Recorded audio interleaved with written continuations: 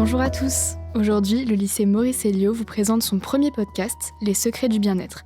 Il sera présenté par un groupe d'élèves mixtes de différents niveaux. Aujourd'hui, nous accueillons une psychologue clinicienne, Maëva Viala, qui a accepté de répondre à nos questions autour du bien-être. Bonjour Maëva. Bonjour. Merci beaucoup d'avoir accepté de participer à ce podcast. Le thème principal de ce premier podcast est le bonheur. Qu'est-ce que le bonheur selon vous ? Selon moi, le bonheur, ce serait de pouvoir faire ce qu'on a envie de faire un peu tous les jours. Ce serait de pouvoir vivre toutes nos émotions sans trop paniquer. Et puis de pouvoir être avec qui on a envie d'être, être confortable dans sa vie, je pense. C'est parfois compliqué, surtout en tant qu'adolescent, de savoir vraiment ce qui nous atteint. Donc, de savoir différencier le stress, l'anxiété ou bien l'angoisse. Donc, comment vous différencieriez ces trois émotions ? Le stress, on dit que ça vient plutôt de l'extérieur. C'est l'extérieur qui nous stresse. Parce qu'il y a trop de bruit, trop de lumière, parce qu'il y a trop de gens, parce qu'on on est surstimulé par quelque chose. Et ça peut être un stress d'un coup, qu'on appelle un stress aigu, ou ça peut être un stress plus chronique, c'est-à-dire qui s'étale dans le temps. Si on est stressé par une personne au travail ou par le travail qu'on fait, par exemple, on y va tous les jours au travail, donc ça a des grosses conséquences après sur la santé. Il y a une hormone du stress qu'on appelle le cortisol. Donc physiquement, on est stressé. L'anxiété et l'angoisse, ça vient plutôt de l'intérieur, on va dire. Ça ne veut pas dire que quand on est anxieux ou angoissé, on n'a pas de raison de l'être, c'est pas ce que je veux dire. Mais c'est je pense à quelque chose. Là, je vais parler d'abord de l'anxiété. L'anxiété, je pense à quelque chose, je m'inquiète, j'y pense beaucoup. Je sais ce qui m'inquiète. Et ça me prend la tête, littéralement. C'est une forme de peur, finalement. Et donc, à force, je vais aussi avoir des tensions dans le corps, etc. Je vais vivre mon anxiété de partout. Mais c'est quelque chose que je peux vivre aussi quand le sujet de mon anxiété n'est pas là. Si je suis stressée parce qu'il y a trop de lumière et que tout d'un coup on éteint la lumière, je me sens mieux. Même si je m'inquiète pour un examen, que l'examen soit là ou pas, je vais m'inquiéter. Que je révise ou pas, d'ailleurs, je peux m'inquiéter. L'angoisse, c'est quand je ne sais plus de quoi j'ai peur et de quoi je m'inquiète. Soit parce qu'il y a trop de sujets et ça se mélange et je sais plus. Soit parce que je sais juste pas. Ça vient comme ça, je me sens mal, je sais pas pourquoi. Donc c'est ce qui différencie l'anxiété de l'angoisse. Une peur avec objet, c'est l'anxiété. Une peur sans objet, c'est l'angoisse. Et est-ce que du coup, c'est une fonction normale de notre corps de pouvoir angoisser ? Ou c'est vraiment parce qu'il y a des personnes qui sont plus sujets ou pas à l'angoisse, au stress, etc. Et du coup, on a tendance à se dire, je sais pas pourquoi je stresse, je sais pas pourquoi j'angoisse, j'ai l'impression d'être fou. C'est ce que la majorité des personnes se disent. Mais du coup, est-ce que quelque part, ce serait pas normal ? Moi, je dis souvent, si ça vous arrive, c'est que c'est normal.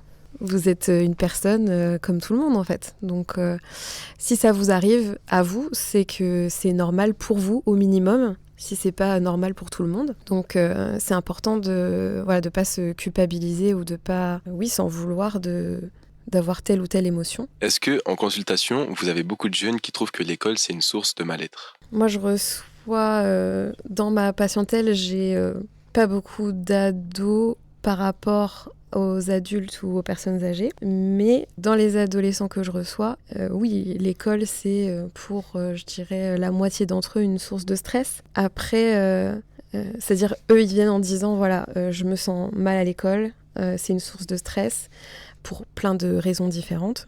Après, parfois, c'est à l'école que ça se révèle, mais ça vient pas forcément de l'école. Parfois, on découvre qu'il y a plein d'autres raisons qui font que l'école, ça les stresse, ou qu'ils expriment un stress qu'ils ne peuvent pas exprimer à la maison, par exemple, qui s'exprime à l'école, ou... Enfin voilà, c'est très très varié. Mais oui, le premier rendez-vous où on me dit « je me sens pas bien à l'école », oui, c'est une grande partie, la moitié des ados que je vois. Tout à l'heure, vous nous avez donné votre propre définition du bonheur. Et aujourd'hui, on est dans une société où on agit beaucoup dans le but de plaire aux autres. Donc, c'est-à-dire que on fait passer notre bonheur à nous au second plan. Et est-ce que finalement, les autres, le regard des gens, ça prendrait pas une place trop importante dans notre vie et ce serait pas le premier, la première raison de notre mal-être à nous finalement. C'est une bonne question. Plaire, effectivement, c'est devenu quelque chose un peu qui met un peu la pression en ce moment. Mais ça s'appuie sur quelque chose aussi de naturel, qui est que on a besoin des autres pour être bien aussi. Et on a besoin d'être accepté par les autres pour être bien. Les êtres humains, c'est des êtres vivants qui ont besoin les uns des autres pour vivre en communauté, pour être bien, quoi. Donc, plaire, ça a un peu cette fonction-là, de je vais être acceptée, du coup, je vais pas être seule et je vais survivre et ça va bien se passer. Donc, c'est quand même normal d'avoir envie de plaire. Maintenant, c'est vrai que l'enjeu, il y a une limite. C'est toute une question de dosage en psychologie. Il y a pas... Enfin, si, il y a des choses qui sont à éviter, quoi qu'il arrive. Mais la plupart des choses, c'est du dosage. S'il y en a trop ou s'il n'y en a pas assez, je vais pas être bien. Et ça, c'est un dosage personnel. C'est pour ça que la thérapie individuelle permet de savoir quel est mon dosage à moi qui me va. Ok, j'ai envie de plaire, mais à qui, dans quel objectif, pour appartenir à quel groupe, en fonction de mon identité, etc. etc. Ça peut être très long comme processus, mais ça peut être intéressant aussi. Est-ce que du coup, avec les expériences, avec la patientèle que vous avez eue, vous remarquez que les médias, notamment chez les jeunes, façonnent aujourd'hui la perception que nous, en tant que jeunes, on a de nous-mêmes et du monde qui nous entoure? Est-ce que c'est réellement un gros facteur? Alors, ça dépend du temps d'exposition aux médias, j'ai envie de dire, par jour. Mais comme tout le monde, ce à quoi on est le plus exposé va forcément nous influencer plus. Mais ça, c'est pas que les jeunes, c'est tout le monde. Ce qui est difficile, c'est que si je ne peux pas choisir qu'est-ce qui va m'influencer, parce que je suis trop jeune pour sélectionner, ou parce que j'ai pas d'accompagnement pour sélectionner ce que je vais regarder, c'est là que c'est compliqué. Je suis influencée par des choses que je n'ai pas choisies, et qui peuvent du coup être dangereuses pour moi, effectivement. Pour en revenir du coup à tout ce qui va être réseaux sociaux, médias, etc., surtout chez les jeunes, est-ce que selon vous, sans cette omniprésence des réseaux sociaux dans la vie des jeunes, il y aurait potentiellement moins de problèmes liés aussi au fait de plaire, à la relation des autres, etc. Est-ce que ce serait plus sain ou est-ce qu'au contraire ça n'a pas forcément d'incidence? Alors ça a une incidence pour moi dans le sens où ça amplifie quelque chose qui est déjà dans les enjeux adolescents. Plaire, c'est un enjeu adolescent, savoir à quel groupe on a envie d'appartenir, etc. Ce qu'on disait tout à l'heure, ça fait partie de l'adolescence. Et donc, savoir qui je suis, à qui je ressemble pas, pourquoi, c'est l'adolescence. Donc, qu'il y ait les réseaux sociaux ou pas, ce serait un enjeu pareil. Maintenant, c'est sûr que ça amplifie l'effet parce que ça vous connecte tous tout le temps. Donc, il n'y a pas de pause. C'est ça qui fait que ça amplifie et que ça peut... On parlait de stress chronique.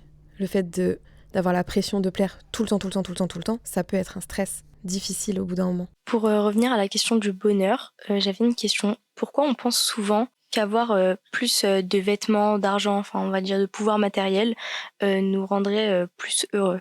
Je pense que c'est un peu ce qu'on disait tout à l'heure, ça nous rend plus acceptés ou acceptables et donc on se sent plus en sécurité. Après, ça dépend, les vêtements ça porte plein de valeurs différentes.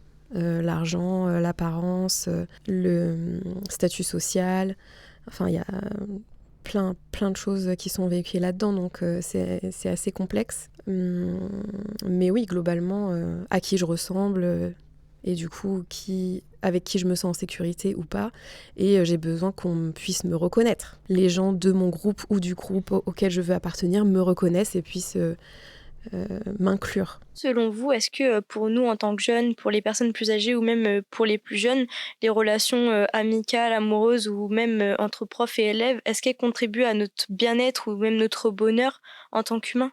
On ne peut pas vivre tout seul. On a besoin les uns des autres et donc bien sûr que pour un jeune notamment, d'avoir plein de personnes autour de soi qui peuvent être un appui, un secours, dans le pire des cas, mais aussi juste partager des choses, des expériences, des activités, discuter, oui, on a besoin les uns des autres et C'est comme ça se fait tout seul d'ailleurs. On fait des relations tout le temps. Il y en a beaucoup qui se défont aussi, mais on en fait tout le temps. On en a besoin.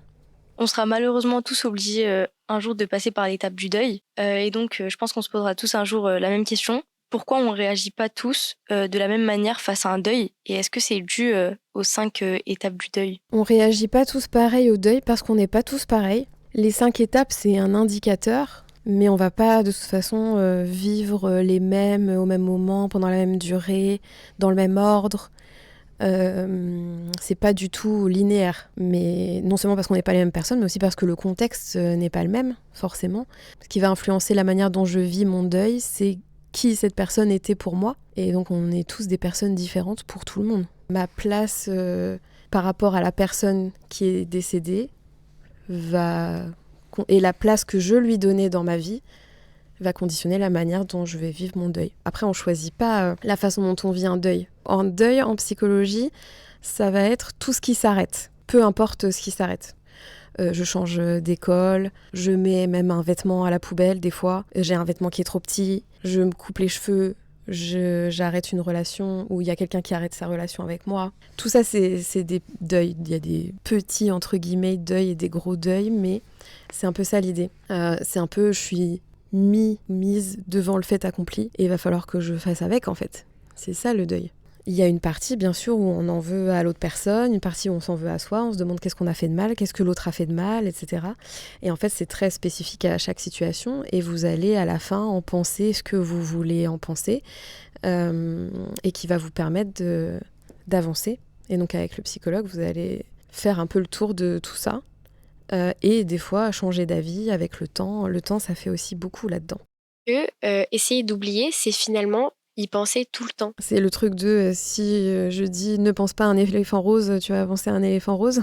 C'est-à-dire que si mes comportements, mes activités sont liés à éviter quelque chose, j'organise ma vie autour de ça, finalement.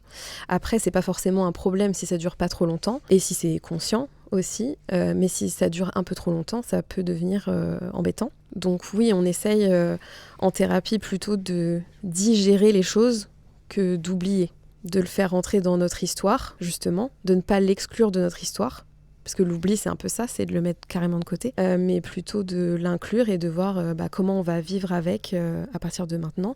Et après, peut-être que effectivement, plus tard, ça s'effacera et qu'on n'y pensera plus, mais ce sera quelque chose de plus passif qu'actif. On dit que l'adolescence est l'âge dit compliqué.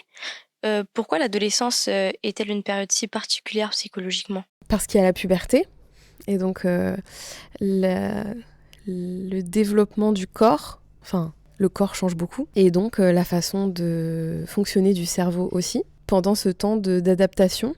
Et donc c'est très stressant pour l'adolescent, pour la personne qui passe par là, et c'est très déroutant, et on ne sait pas du tout comment ça va se faire, comment ça va se terminer. Est-ce que ça se termine ?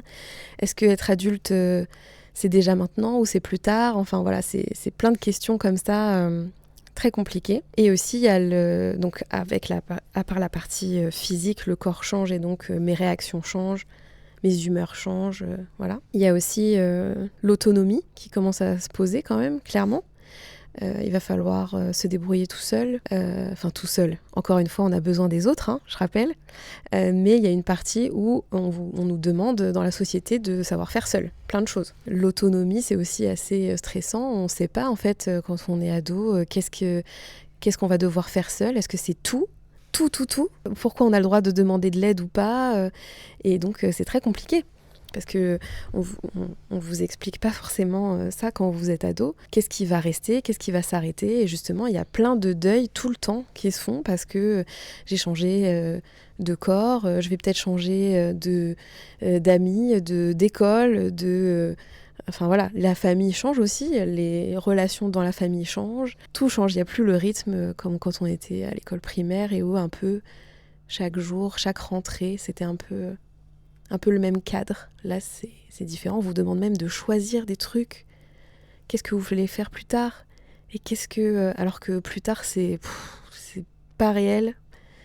Donc tout ça, c'est très compliqué. Quels conseils donneriez-vous aux jeunes pour prendre soin de leur santé mentale ? Bah déjà, c'est très courageux et autonome de votre part si vous voulez vous occuper vous-même de votre santé mentale. Enfin, déjà, bravo, c'est super.